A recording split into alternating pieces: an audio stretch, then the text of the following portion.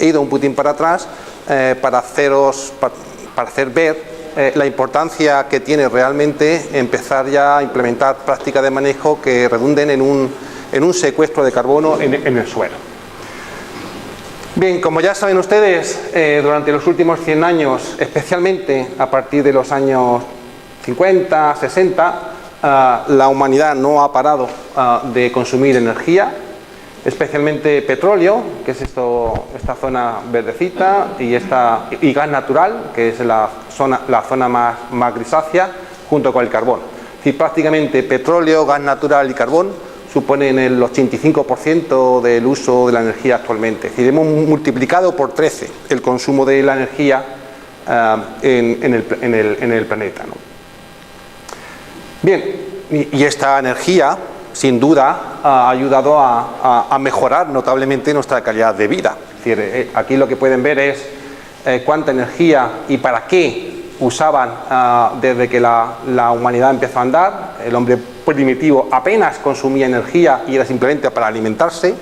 Y actualmente estamos en el hombre tecnológico, donde consumimos una ingente cantidad de energía para cosas distintas a lo que es la alimentación básica, pues para tener un coche, un móvil, para viajar, etc. De hecho, existe una relación muy clara, y todo el mundo lo tiene claro también, entre la energía que usamos por persona, esto está medido en toneladas de petróleo, la cantidad de energía que usa cada persona al año y el Producto Interior Bruto de cada persona. Si ven ustedes, hay países que consumen muy poquita energía, muy pocos barriles de petróleo, muy pocas toneladas de petróleo, pero tienen un Producto Interior Bruto muy bajo. Burundi, Ruanda, el Congo, Tanzania. Luego a la cabeza está Estados Unidos, que consume una cantidad ingente de energía, 7 toneladas de petróleo por persona, pero claro, está asociado a un Producto Interior Bruto muy elevado. Aquí está la Unión Europea y resalto con esta flecha así más o menos discontinua, resalto el hecho de que hay margen de mejora. Es decir, se puede tener un Producto Interior Bruto elevado consumiendo relativamente poca energía. Comparen Canadá, que consume muchísima energía por persona y tiene un Producto Interior Bruto equivalente al de Alemania, el cual cada alemán consume la mitad de lo que consume un canadiense. Entonces, cuanto más energía consumimos, parece ser que la riqueza de una persona que vive en un país determinado pues es mayor, ¿no? El petróleo, el propano, el butano, que son las fuentes de energía que estamos utilizando, como ya he mencionado, pues está lleno de carbono. Esto que ven ustedes aquí, CCC es carbono, CCC es carbono, el butano, CCCC el carbono. Pues bien, estas fuentes de carbono a través de los motores de combustión producen la energía que nosotros utilizamos, pero como consecuencia de esa producción de energía y con el consumo de oxígeno se produce CO2. Por tanto, parece lógico que cuanto más energía estemos utilizando, pues más CO2 estemos produciendo, y eso es lo que ocurre. Esto que ven ustedes es en los últimos 10.000 años, esto es hace 10.000 años, esto es la actualidad, y estos son cómo han variado los niveles de CO2 en el planeta. A partir de 1950, los niveles de CO2 se han incrementado de una manera exageradísima. No solo CO2, también el metano, no sé si lo ven ustedes, o también el óxido de nitroso. Ahora mismo, estos son datos más o menos antiguos, ahora mismo ya estamos, estos son 350 partes por mil, que es como una manera de medir los niveles de CO2 en la atmósfera. Actualmente vamos ya por 411. Bien, y resulta que el CO2, el metano y el óxido de nitroso son gases de efecto invernadero, son gases que atrapan calor durante cierto tiempo. Y por tanto, asociado a ese incremento en los niveles de CO2, que es esta línea azul, pues también, existe un claro incremento en la temperatura del planeta. Y con respecto a 1850, globalmente la temperatura del planeta se ha incrementado en 0,7 grados. Ese aumento de la temperatura ocurre prácticamente en todas las grandes áreas. En Norteamérica, si ven ustedes la línea negra, y esto es la temperatura, la línea negra no para de subir, estos son 1 grado con respecto a 1850, en Europa más o menos 1 grado, en Asia más o menos 1 grado, en África más o menos 1 grado, prácticamente en todas las grandes regiones del planeta. En el océano también se ha incrementado la temperatura, pero en menor medida porque tiene mayor capacidad de tamponamiento de las variaciones térmicas. En España no se escapa ese incremento en la temperatura. Esta es la variación en la temperatura anual desde 1900 hasta la actualidad. Y más o menos España tenía un promedio de 12,1 grados, el conjunto de toda España, y actualmente el promedio de temperatura se acerca ya a los 14 grados. Y las predicciones no son nada halagüeñas. Esta es, lo que ven ustedes aquí es el cambio de la temperatura con respecto a 1860. Esto es lo que se observaba en el 2000, más o menos casi 1 grado más. Y cuando los niveles de CO2 estén entre 430 y 480, pues nos estaremos acercando a los 2 grados. Insisto, actualmente los niveles de CO2 están en 411, más o menos por aquí. Y ya se empiezan a apreciar las consecuencias. Pues estos son cómo se han ido disminuyendo ostensiblemente las zonas que tenían una capa de hielo, o también se ven las consecuencias en los cambios en el nivel del mar. En el 2000 y poco el nivel del mar al parecer se ha incrementado en un 20% como consecuencia del hielo de las grandes masas heladas. La semana pasada estuve en Canarias. En Gran Canaria tengo un proyecto con el Cabildo de Canarias porque tienen un problema, y el problema es que tienen 50.000 cabras que producen pues una serie de quesos que tienen una denominación de origen especial, y resulta que se gastan unos 8 millones de euros en comprar 84.000 toneladas de forraje, de pienso, para dar de comer a las cabras. Y eso es una paradoja, porque la superficie cultivada que se está abandonando recientemente no para de incrementar. Por tanto, mi papel allí es ver hasta qué punto la isla de Canarias es autosuficiente en cuanto a la producción de forraje para su propia ganadería y no tener que pagar 8 millones de euros a empresas que importan el forraje.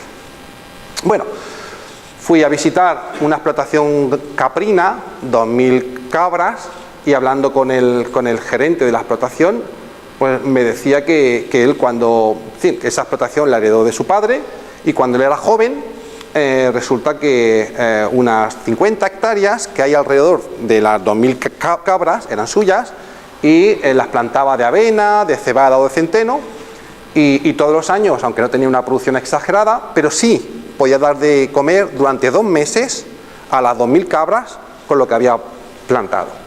Él me cuenta que desde 2002, más o menos, desde 2002-2003, plantamos, bueno, ya han dejado de plantar. Empezamos a plantar, pero no crecía nada, porque llovía poco, y cuando llovía a destiempo. De manera que esos 2 meses que antes el ganado comía de lo que él plantaba, pues ahora ya no puede plantar, porque no llueve y hace demasiado calor, y por tanto se está gastando mensualmente 7.000 euros, me decía, simplemente en comprar pienso para dar de comer a las cabras. Es decir, no sé si se percatan, pero es una consecuencia del posible calentamiento de la temperatura y cambios en el régimen de precipitación en un sistema agroganadero que tenía unos márgenes de rentabilidad más o menos bajos, pues ahora prácticamente lo tienen bajísimo. Por tanto, es un problema de todos. La agricultura también tiene su cuota de responsabilidad en las emisiones de gases de efecto invernadero, CO2, metano y óxido de nitroso.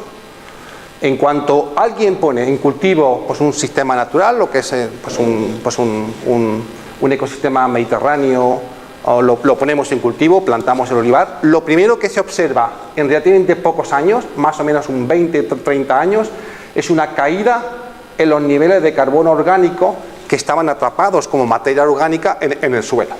¿Y dónde está ese carbono orgánico? Se va a la atmósfera en forma de CO2, en forma de CO2.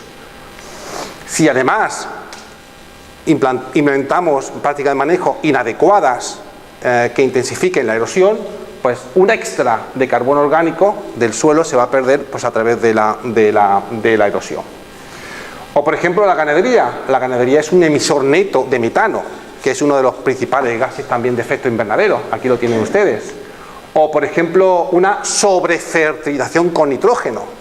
Añadamos un triple, añadamos sulfato amónico, añadamos urea, rápidamente o relativamente rápidamente en el suelo se convierte en forma de nitrato, y el nitrato en ciertas condiciones es el sustrato para producir óxido de nitroso. Este gas es un gas de efecto invernadero muy potente. Una molécula de este gas equivale a casi 300 de CO2 y los niveles de óxido de nitroso no paran de aumentar.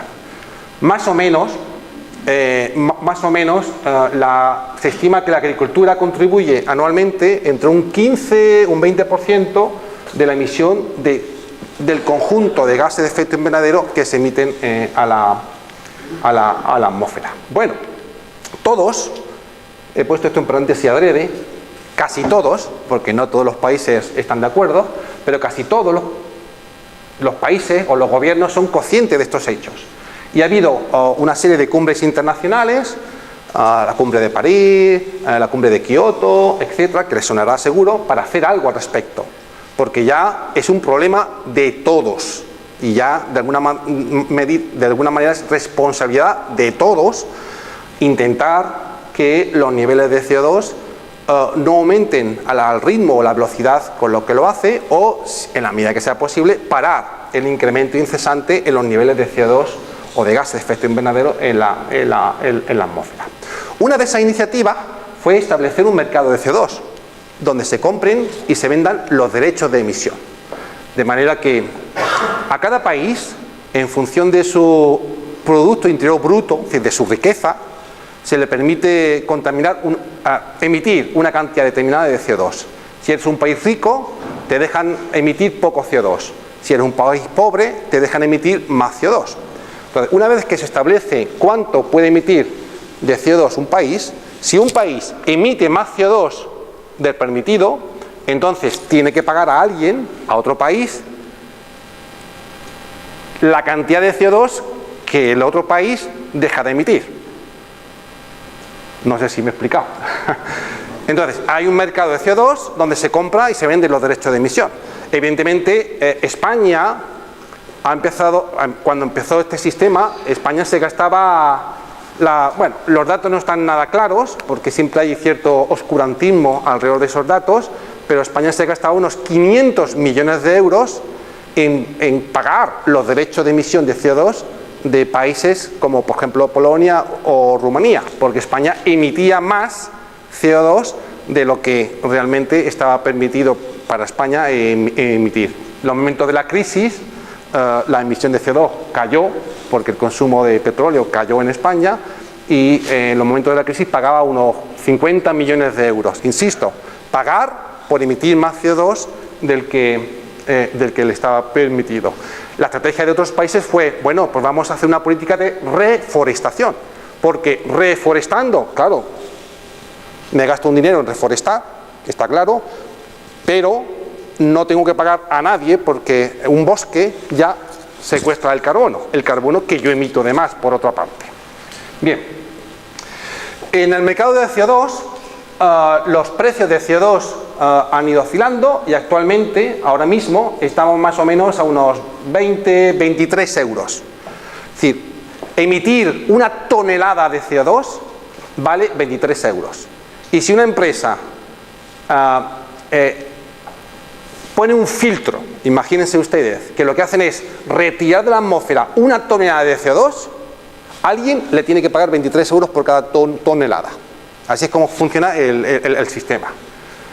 El precio de CO2 está relativamente bajo porque hay una serie de países que son los principales responsables de emitir CO2, que no terminan de comprometerse, como es Estados Unidos. Y si Estados Unidos dice que no, China dice, pues yo tampoco. Y Rusia dice, pues yo tampoco. Y India dice, pues yo tampoco. Y esos países son realmente los responsables de buena parte de la emisión de CO2. Hasta que esos países no se comprometan, los niveles es decir, el precio que tiene emitir o dejar de emitir no subirá más. Pero las predicciones es que a final de este año va a llegar más o menos a unos 40 euros. Unos 40 euros. Bien, desafortunadamente, la agricultura no está dentro de este mercado. Imagínense ustedes que un agricultor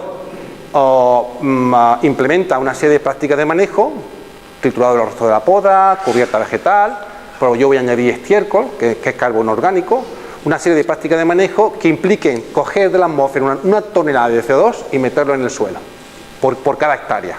Ese agricultor, en teoría, tendría derecho a recibir por una tonelada unos 20 euros, pero actualmente la agricultura no está dentro del sistema.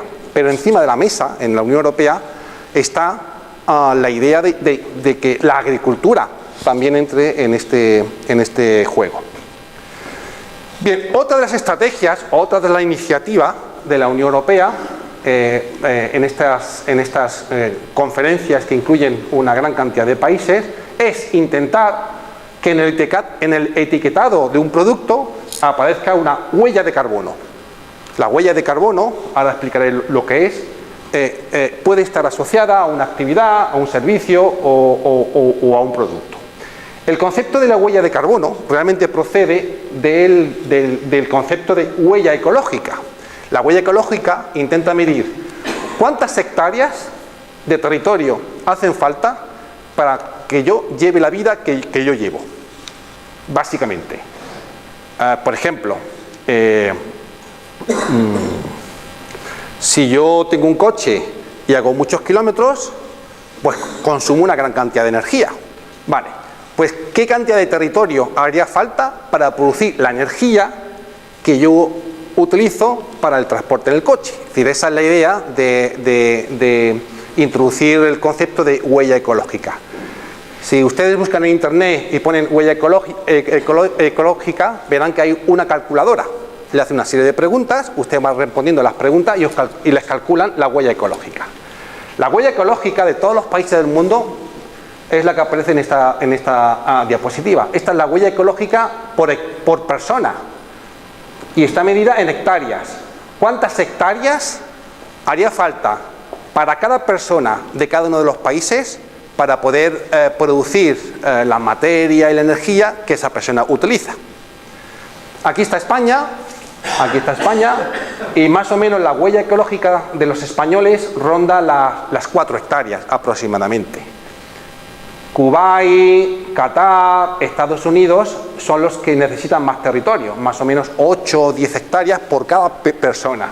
Y aquí pues tenemos a los países, buena parte de los países africanos, Ruanda, Burundi, etc. Pongo esta figura también para que ustedes aprecien que la huella ecológica de los españoles no ha parado de aumentar desde 1960. Durante el periodo de crisis ha bajado, porque nuestro consumo de energía ha bajado. Bien, y la pongo adrede para que vean ustedes que la capacidad o la biocapacidad de los españoles está muy por debajo de la huella ecológica. La biocapacidad es cuánto territorio tiene disponible los españoles. Para cada español, la cantidad de territorio que hay es de más o menos 1,5 hectáreas. Sin embargo, nuestra huella ecológica más o menos actualmente puede rondar los 4 o 5 hectáreas. Es decir, estamos usando más territorio del que disponemos. En realidad, eso es posible porque estamos usando el territorio de otros países. Por ejemplo, cada vez que importamos torta de soja para la ganadería española, la estamos importando de Brasil y Argentina. Estamos usando territorio de Argentina, de Brasil, que nosotros para poder nosotros llevar la actividad normal que nosotros hacemos. Pues bien, lo mismo que hay una huella ecológica, también hay una huella de carbono. una huella de carbono. Y básicamente, la huella de carbono permite responder a esta pregunta que aparece en la primera parte de la diapositiva. ¿Qué cantidad de CO2 se ha tenido que liberar en la atmósfera para producir 1 litro de aceite de oliva? La idea es que, por el mismo precio, ¿qué compraría usted antes? 1 litro de aceite de oliva extra virgen extra, que ha liberado en la atmósfera 8 kilos de CO2, o 1 litro de aceite de oliva virgen extra que no ha liberado nada de CO2. Si se dan ustedes cuenta, la huella ecológica permite que el consumidor decida a la hora de comprar la emisión de gases de efecto invernadero que ha sido emitida derivado de la producción de un aceite de oliva determinado. Yo, si fuese comprador, pues para el mismo precio o un precio similar, preferiría comprar 1 litro de aceite de oliva cuyo balance en la emisión de CO2 sea cero, neto, o por lo menos negativo, es decir, que haya secuestrado el carbono. Entonces, trasladar al producto el hecho ambiental. Bien, la huella de carbono, si nosotros seguimos dónde va el carbono, pues ya saben ustedes que el árbol, las hojas, a través de la fotosíntesis, toman el CO2 y lo convierten en carbono orgánico. ¿Este carbono orgánico dónde va? Pues una parte muy importante, por cierto, va a la aceituna. De la aceituna va a la almazara, y una parte de ese carbono orgánico que ha sido cogido de la atmósfera va al aceite de oliva y otra parte va al alperujo. Bien, otra parte de ese carbono orgánico que no ha ido a la aceituna se queda en el tronco, en los troncos, en las nuevas ramas, en las raíces, y eso se queda en la parcela. Otra parte del carbono orgánico acaba con los restos de la poda, y ya depende de lo que haga con los restos de la poda. Si los restos de la poda los quemo, evidentemente ese carbono orgánico volverá a aparecer como CO2 en la atmósfera. Si además tengo una finca con una cubierta vegetal, además parte del CO2 de la atmósfera será tomado a través de la fotosíntesis por la cubierta vegetal, y una parte del mismo, que puede llegar a ser importante, quedará en el suelo. Por tanto, si un olivar quema los restos de la poda y no deja cubierta vegetal, producirá un aceite de oliva, está claro, pero relativamente poco CO2 habrá viajado desde la atmósfera hacia el suelo en forma de carbono orgánico. Si una parcela deja los restos de la poda y los tritura en el suelo, y por tanto el carbono orgánico se queda en el suelo, y además implementa la cubierta vegetal, se toma un poquito más de CO2. Si ustedes se fijan, por el mismo litro de aceite de oliva, la parcela con resto de poda triturado y con la cubierta vegetal habrá secuestrado más carbono que la anterior, y por tanto la huella ecológica será inferior. Esa es la idea de la huella ecológica. A la hora de hacer la huella ecológica, no solo se tiene en cuenta la cantidad de CO2 que se toma de la atmósfera, sino también la cantidad de CO2 que se emite al transportar la aceituna a la almazara, la cantidad de CO2 que se emite en las operaciones de la almazara, la cantidad de CO2 que se emite al producir los fertilizantes, los herbicidas, los fungicidas, la cantidad de CO2 que se emite durante la cosecha de la aceituna, o la cantidad de CO2 que se emite en las operaciones de irrigación. Restando a la cantidad de CO2 que se ha tomado de la atmósfera, todas estas cantidades de CO2 que se emiten necesarias para producir 1 litro de aceite, se calcula la huella ecológica. ¿Se han medido la huella ecológica de olivares? Hay muy poquitos estudios de la huella ecológica de la cantidad de CO2 que se emite para producir 1 litro de aceite. Bien, este es un estudio que lo traigo aquí, pero realmente yo que ustedes no lo consideraría. Simplemente para hacer ver, estas son distintas parcelas, la parcela 1, la 2, la 3, la 4, la 5, y aquí lo que aparecen con distintos colores es la cantidad de CO2 que se ha emitido para un tipo de arado, la cantidad de CO2 que se ha emitido con los fungicidas e insecticidas, cantidad de CO2 que se ha emitido durante el proceso de cosecha, etc. En el transporte, me da igual. Más o menos, según este estudio, la producción de 5 litros de aceite, se ha emitido en la atmósfera entre 3 y 8 kilos de CO2. Es decir, por cada 5 litros de aceite que se ha producido, se ha emitido en la atmósfera entre 3 y 8 kilos de CO2. Les digo que no tengan en cuenta este estudio porque solo y exclusivamente ha tenido en cuenta las operaciones de emisión de CO2.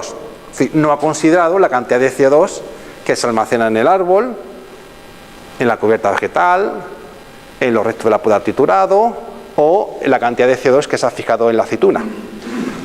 Aparte de este estudio, prácticamente no hay otro estudio centrado en el olivar que haya medido la huella ecológica. El COI, no sé si lo saben, ha lanzado un software, una aplicación informática para que se pueda calcular la huella ecológica, porque el COI está empeñado en insistir a la Unión Europea de que se pueda poner en el etiquetado qué cantidad, es decir, cuál es la huella ecológica derivado de la producción de 1 litro de aceite de oliva, para que sea también un factor de competitividad y que la gente pueda elegir entre distintos aceites de oliva virgen extra en función de cuánto CO2 ha emitido o ha dejado de emitir. Otra de las iniciativas que ha lanzado la Unión Europea es la iniciativa que lleva por nombre 4 por 1000. 4 por 1000. Básicamente está basada en este hecho. Necesitamos energía para mantener nuestro nivel de vida. Esa energía provoca aumentos en la cantidad de CO2 por ejemplo, el olivar es capaz de captar buena parte de ese CO2. No solo el olivar, sino que además también la cubierta vegetal. ¿Qué pasa con ese carbono? Este carbono orgánico, cuando la cubierta vegetal es desbrozada, muere, parte de ese carbono orgánico es convertido en materia orgánica, que son estas manchas que son más marroncitas, y esa materia orgánica retiene más agua, acumula nitrógeno, retiene nitrógeno, fósforo, aumenta la capacidad de cambio catiónico, incrementa el grado de estabilidad del agregado del suelo. Ya saben ustedes cuáles son los beneficios de la materia orgánica en el suelo. Pues bien, si teniendo en cuenta que en el suelo hay entre 2 y 3 veces más carbono que en la atmósfera, si nosotros dividimos la cantidad de CO2 que se emite al año por el uso de los combustibles fósiles, la cantidad de CO2 que emitimos al año, si lo dividimos por la cantidad de carbono orgánico que hay en todos los suelos agrícolas del planeta, lo dividimos, nos sale 0,4%. Es decir, que si fuésemos capaces de aumentar en un 0,4% los niveles de carbono orgánico en el suelo, si fuésemos capaces de hacer eso, un 0,4% es lo mismo que un 4 por 1000. Es decir, si por cada 1000 carbono orgánico que tenga en el suelo, yo lo puedo incrementar al año en 4 partes de cada 1000, en 4 partes, si yo puedo incrementar en 4 partes de cada 1000 la cantidad de carbono orgánico en el suelo, eso sería suficiente como para secuestrar todo el carbono, todo el CO2 que se emite por la quema de los combustibles fósiles en ese año. Y esa es la iniciativa 4 por 1000. Entonces, los Estados miembros están viendo cómo fomentar, ya veremos cómo, si a través de subvenciones o no, cómo fomentar que en todos los sistemas agrícolas se implementen prácticas de manejo que como mínimo hagan incrementar todos los años en un 4 por 1000 la cantidad de carbono orgánico en el suelo. Porque si hacemos eso, todas las emisiones de CO2 derivado de la quema de los combustibles fósiles permanecerán compensadas o neutralizadas. Bien, y desde luego que hay potencial para que los sistemas agrícolas en general y el olivar en particular contribuya a secuestrar el carbono. Ya mostré esta figura que cuando alguien pone en cultivo pues un ecosistema natural, lo primero que se verifica es un descenso de los niveles de carbono orgánico que aparecen en forma de CO2 en la atmósfera. Y por tanto hay margen para volver a llenar de carbono orgánico los suelos. Y se establece una serie de objetivos. Hay unos objetivos potencialmente alcanzables. Esos objetivos son técnica y económicamente muy viables. Es decir, con muy poquito esfuerzo podemos alcanzar estos objetivos potencialmente alcanzables, ¿no? Y después hay otros objetivos, el potencial máximo, pero eso ya hace falta una inversión importante y por ahora la Unión Europea y los Estados miembros no quieren tocarlo, ¿no? Bien, ¿qué puede hacer la agricultura en general y el olivar de estepa en particular para coger CO2 de la atmósfera e introducirlos en el suelo? Bueno, pues los niveles de carbono orgánico en el suelo, que ese bidón que actualmente pues está en 1/3 más o menos, o 1/4, esto es el carbono orgánico. Los niveles de carbono orgánico pues resultan de un balance entre entradas y las salidas. Y a través del manejo uno puede potenciar las entradas y puede reducir notablemente las salidas. ¿Cómo podemos aumentar las entradas? Pues es algo que ya saben ustedes, que los restos de cosecha se queden en el campo. En este caso concreto, no quemar los restos de la poda, en la medida que sea posible. Aumentar la cosecha también es una estrategia para aumentar las entradas de carbono orgánico. Y esto es a lo que aluden, con razón, yo no se la quito, muchas compañías de fertilizantes, herbicidas y fungicidas. Si tú echas tanto fertilizante, tanto fungicida, tanto insecticida, tus producciones van a ser mayores, y al ser la producción mayor, mayor son los restos de cosecha y mayor son las raíces que contienen carbono orgánico, y por tanto tú vas a aumentar la entrada de carbono orgánico en tu finca. Añadir estiércol. Bueno, añadir estiércol es añadir carbono orgánico, pero en este caso concreto el carbono orgánico realmente se traslada de un sitio a otro. Cuando uno añade estiércol, si es de ganadería intensiva, ese estiércol lo produce unos animales estabulados que comen ¿qué? Lo que comen a lo mejor viene de Brasil. Entonces, y el Brasil que es donde se ha producido la soja.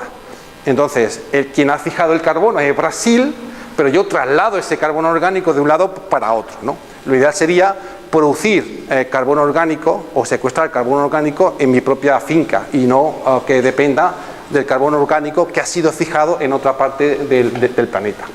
Resto de vegetación o sus productos agroindustriales. Estas son las principales, digamos, estrategias para aumentar los niveles de carbono, las entradas de carbono orgánico en el suelo.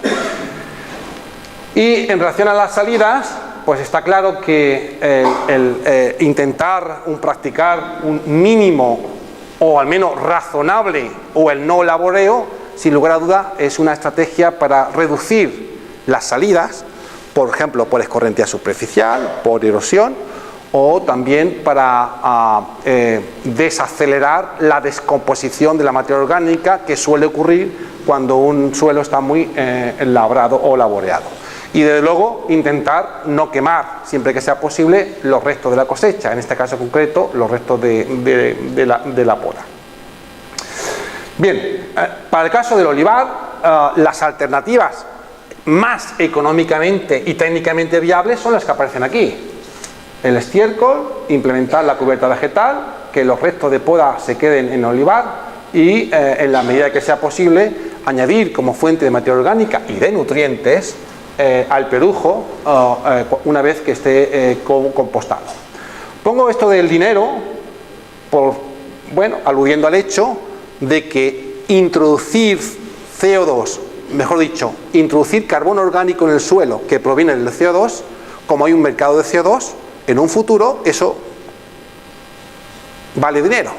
Y por tanto, en un futuro espero que la agricultura entre en el mercado de CO2 y un olivarero pueda recibir un dinero por el hecho de secuestrar carbono orgánico en el suelo que proceda del CO2 de la atmósfera, tal y como lo hacen muchas empresas. Hay muchas empresas que están recibiendo dinero por poner una serie de filtros que eviten la emisión de CO2. Bien, los olivares asociados a la denominación de origen de estepa y con el apoyo de las almazaras asociadas llevan ya algunos años promoviendo prácticas de manejo ligadas a la captura de CO2 en la atmósfera. Y eso, pues, cuando iniciamos este estudio ya me pude percatar. Cada vez más los olivares de estepa están implantando una cubierta vegetal. Estas son algunas imágenes de los olivares que hemos muestreado con cubierta vegetal y algunos comparables, porque estaban pegados uno al otro, sin cubierta vegetal. ¿Qué cantidad neta anual de carbono orgánico o de carbono orgánico que procede del CO2 de la atmósfera fijan la cubierta vegetal?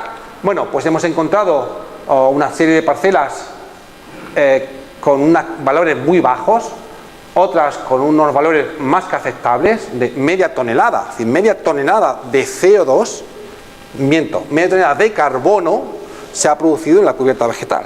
En promedio, para el conjunto de las 24 parcelas con cubierta vegetal que hemos muestreado en los olivares de estepa, en promedio viene a ser más o menos unos 180 kilos. 180 kilos de carbono había en la cubierta vegetal, en una hectárea de cubierta vegetal. En promedio, como ya he dicho, son 180 kilos de carbono y eso equivale a unos 720 kilos de CO2. Es decir, todos los años 720 kilos de CO2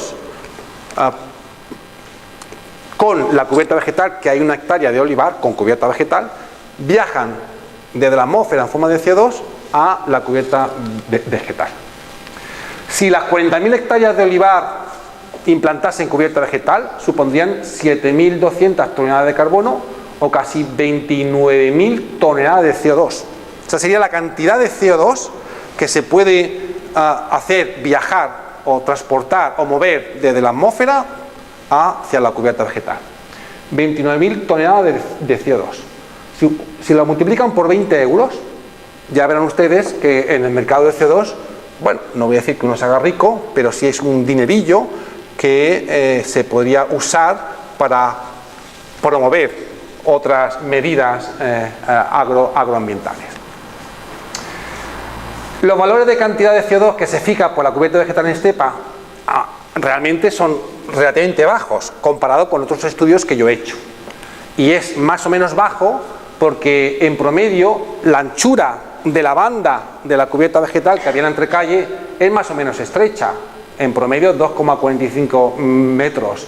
Casi todas las parcelas que hemos visitado están por debajo de los 2 metros y hay algunas que están afortunadamente a una banda de unos 5 metros. Eso supone que un porcentaje relativamente pequeño de la entrecalle realmente está con cubierta vegetal. ¿Cuánto es eso? Más o menos un 50%.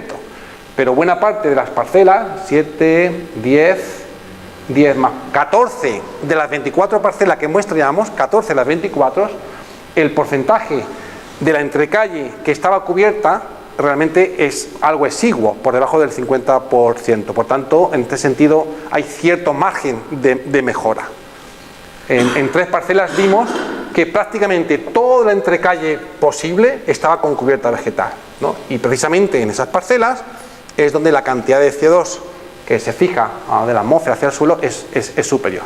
Bueno, la cubierta vegetal tiene para mí es un elemento clave para aumentar la sostenibilidad del olivar o el grado de respeto del medio ambiente, porque además de aumentar los niveles de materia orgánica, proporciona hábitat para el desarrollo de depredadores naturales de algunas plagas, retienen los nutrientes. Si hay leguminosas, pueden proporcionar un extra de nitrógeno, favorece el desarrollo de las micorrizas, disminuye la pérdida de suelo, aumenta la filtración de agua, etc. Es una temática que supongo que ya conocerán ustedes, de los beneficios, del amplio abanico de beneficios que conlleva a establecer una cubierta vegetal en el olivar. Bien, otra de las medidas, insisto, para intentar aumentar los niveles de carbono orgánico en el suelo es triturar los restos de la poda. Es decir, básicamente una parte del CO2 que toma el árbol aparece después en los restos de la poda. Y en los restos de la poda pueden tener 2 caminos. Si los quemamos, el carbono orgánico que había sido fijado del CO2 de la atmósfera, al quemarlo vuelve otra vez como CO2. Entonces, en términos de emisión de CO2 es neutro. Pero si los restos de la poda lo trituramos, pues es una fuente muy importante de carbono orgánico, una parte de la cual se quedará en el suelo. Aproximadamente las parcelas que trituran los restos de poda mueven cada año en estepa unos 500 kilos de carbono. 500 kilos de carbono por hectárea, son 2.000 kilos de CO2. Para el conjunto de las 40.000 hectáreas estamos hablando de nada más y nada menos que 80.000 toneladas de CO2 es lo que aparece como carbono orgánico si todas los olivares de estepa triturasen los restos de la poda. Evidentemente estos son valores aproximados que simplemente los utilizo para resaltar la idea, ¿no? Hay mucha variabilidad. Bien.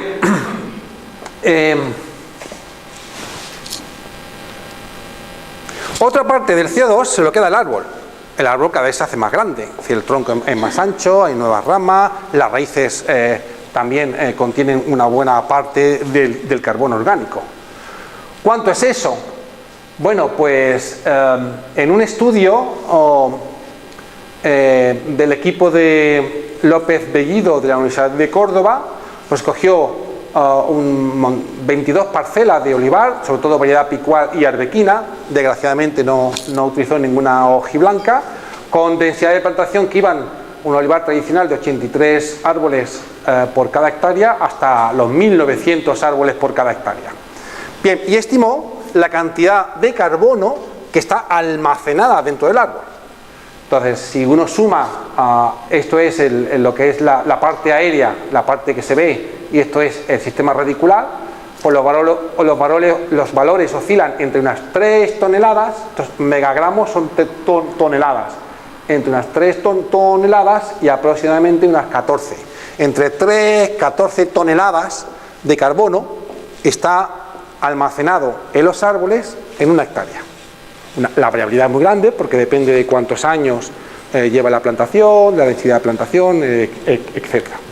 Ya, pero anualmente, ¿cuánto es eso? Bueno, ellos llegaron a la conclusión de que anualmente, si tenemos una plantación tradicional, un marco de plantación tradicional, anualmente más o menos 238 kilos de carbono se coge como CO2 de la atmósfera y se forma parte de la estructura estable de lo que es el árbol en una hectárea. 238 kilos en un marco de plantación tradicional y hasta una tonelada, todos los años una tonelada de carbono se coge de la atmósfera en forma de CO2 y se almacena en las partes más estables de lo que es el árbol. La aceituna guarda parte del carbono. Bueno, ya saben ustedes que el aceite de oliva es carbono, hidrógeno y oxígeno. Casi todo es carbono. Entonces, todos los años, para una producción, por ejemplo, de casi 3.000 kilos de aceituna por hectárea, se fijan 0,8 toneladas de CO2. Bien, no obstante, debo de decir que si yo tuviese que hacer una huella ecológica, posiblemente la cantidad de carbono orgánico que se almacena todos los años en el árbol y la cantidad de carbono orgánico que se almacena en la aceituna, yo posiblemente no lo computaría, porque al final, ¿qué se hace con el árbol? Después de 100 años, después de 150 años, después de 200 años, el árbol se arrancará y se venderá como leña, y toda esa cantidad de carbono orgánico aparecerá como CO2. Todo lo que ha acumulado ese árbol, los árboles de una hectárea durante 150 años, toda esa cantidad de carbono orgánico pasará en forma de CO2 en muy poco tiempo cuando el árbol se arranque y se venda como leña. Lo mismo ocurre con la aceituna. ¿Dónde acaba el CO2 que la aceituna fija en forma de carbono orgánico? Pues finalmente acabará rápidamente como CO2 cuando nos tomemos el aceite de oliva. En fin, es una discusión que estaba encima de la mesa hasta qué punto se tiene en cuenta o no se tiene en cuenta.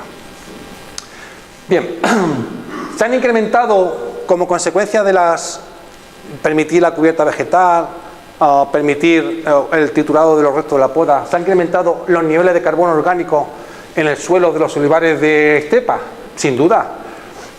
Bien, lo que aparece aquí es el contenido, el porcentaje de carbono orgánico en 24 parcelas que tenían la cubierta vegetal con respecto a 24 parcelas comparables, par a par, que no tenían la cubierta vegetal. Más o menos los niveles se han incrementado en un 25%. Incrementar los niveles en un 25% de carbono orgánico no es nada fácil, que realmente es, creo yo, loable. Lo que pasa es que existe una gran variabilidad. Estos son algunos números. Pues en una zona, una parcela que la hemos denominado como Mata la Reguera, se ha incrementado en un 41%, en otras 17%, 26%, en otras no hay diferencia, en otras incluso desciende, en otras hasta el doble, se ha incrementado en el doble la cantidad de carbono orgánico, en los almendros un 82%, 19%, etc. Es decir, prácticamente, exceptuando algunos casos, en todas las parcelas con cubierta vegetal que hemos examinado, los niveles de carbono orgánico, medidos en porcentaje, fueron superiores a aquellas parcelas comparables sin cubierta vegetal. Y en términos de cantidad de carbono orgánico, pues bien, la cantidad de carbono orgánico en promedio que había almacenado en las parcelas de olivar que hemos muestreado viene a ser más o menos unos 30 toneladas. La cantidad de carbono orgánico que hay en los 30 primeros centímetros de suelo por cada hectárea en las parcelas sin cubierta. Y en las de con cubierta, los valores se cifran en un 32,5%. Son diferencias que son significativas. Significativamente hay más cantidad de carbono en los 30 primeros centímetros de suelo en las parcelas con cubierta con respecto a las sin cubierta. Los valores están lejos de los niveles de carbono orgánico que medimos en retazos de bosque que había pegado a estas parcelas, que están cifradas en 43 o en 61. Bien. Estas 2 toneladas de diferencia que hay entre 30,5 y 32,5, hay 2 toneladas más de carbono en los 30 primeros centímetros de suelo en las parcelas con cubierta vegetal. Esas 2 toneladas más o menos equivale a que cada año, por el simple hecho de dejar la cubierta vegetal, se incrementan los niveles de carbono orgánico en unos 250 kilos. 250 kilos de carbono introducimos de manera estable por cada hectárea y por cada año, que viene a ser más o menos una tonelada de CO2. Una tonelada de CO2. Bien, también existe una gran variabilidad.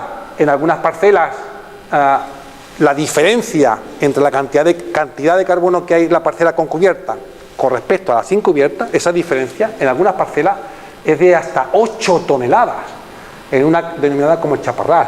En la Isabelita 5 toneladas, en los almendros 4 toneladas más en la de parcela con cubierta con respecto a la sin cubierta. Luego en otras las diferencias son bajas o no significativas. En La Palma otras 7 toneladas, ¿no? Esta cantidad de carbono orgánico que hay en las parcelas con cubierta vegetal con respecto a las que no tienen cubierta vegetal, ¿cumplirían el criterio del 4 por 1000? Sin lugar a dudas, casi todas. En la barra verde lo que aparece es la cantidad de carbono que hay, que se ha acumulado en 8 años con cubierta vegetal por hectárea. Y la barrita azul es lo que se debería de haber acumulado en esos 8 años si se cumple el 4 por 1000. Si por cada 100 que hay en el suelo de carbono orgánico se incrementa en 4. Entonces, si se percatan ustedes, la barra verde está muy superior a la barra azul, lo cual significaría, en buena parte de las parcelas, en 14 de ellas, de las 24 que hemos examinado, lo cual significaría que la buena parte de los olivares de estepa que mantienen la cubierta vegetal cumplen sin problemas el criterio del 4 por 1000 al que antes había yo aludido, ¿no? Está claro que cuanto mayor es la superficie con cubierta en cada hectárea, estos son metros cuadrados por hectárea, había parcelas que tenían cubierta casi 6.000 metros cuadrados por cada hectárea, otras parcelas tenían solo cubierta unos 1.000 metros cuadrados por cada hectárea. Cuanto mayor es la superficie cubierta por cada hectárea, mayor es la cantidad de carbono orgánico que se secuestra. Bueno, esto es obvio, pero sí es verdad que ayuda para, en alguna medida, informar al agricultor que, oye, a ver si podemos incrementar un poquitín más la superficie de cubierta vegetal, porque eso va a implicar mayor cantidad de carbono orgánico que se secuestra y mayor cantidad de materia orgánica en el suelo. Otra posibilidad para aumentar las entradas de carbono orgánico es, bueno, lo voy a comentar aquí muy sucintamente porque creo ya que me estoy pasando del tiempo, es el compostaje del alperujo. Ya saben ustedes que si el alperujo se composta, por ejemplo en pilas abiertas, pues tenemos un alperujo compostado que tiene unos niveles de carbono orgánico altísimos y contiene el nitrógeno, el fósforo, el potasio, el calcio, el boro, que entra en la almazara con la aceituna. No acaba en el aceite de oliva, acaba en el alperujo. Por tanto, si fuésemos capaces de compostarlo y aplicarlo en el campo, pues evidentemente estaríamos añadiendo carbono orgánico que había producido la propia finca, además de reciclar parte de los nutrientes. Bueno, esto es una iniciativa que yo sé que algunas de las almazaras asociadas a la denominación de origen de Estepa pues lo tienen en mente en un futuro. El secuestro de carbono tiene otros beneficios colaterales y ya voy terminando, Moisés, a los que ya he aludido antes. Es decir, el carbono orgánico en el suelo, el carbono orgánico en el suelo es materia orgánica. Potencia. Aumenta las propiedades, mejora las propiedades físicas en el suelo, por ejemplo, incrementando la estabilidad de los agregados del suelo, disminuyendo la densidad aparente, aumentando la porosidad. También mejora las propiedades químicas del suelo. Ya saben ustedes que el carbono orgánico es la fuente, el combustible para que los organismos del suelo puedan vivir y realizar una serie de funciones como aumentar la infiltración, aumentar la metabolización de la roca madre, mezclar la parte mineral del suelo con la parte orgánica. También es un elemento de primer orden para conseguir cierto grado de soberanía alimentaria. La materia orgánica también en forma de restos vegetales y la cubierta vegetal es un elemento que puede dar un valor a un paisaje.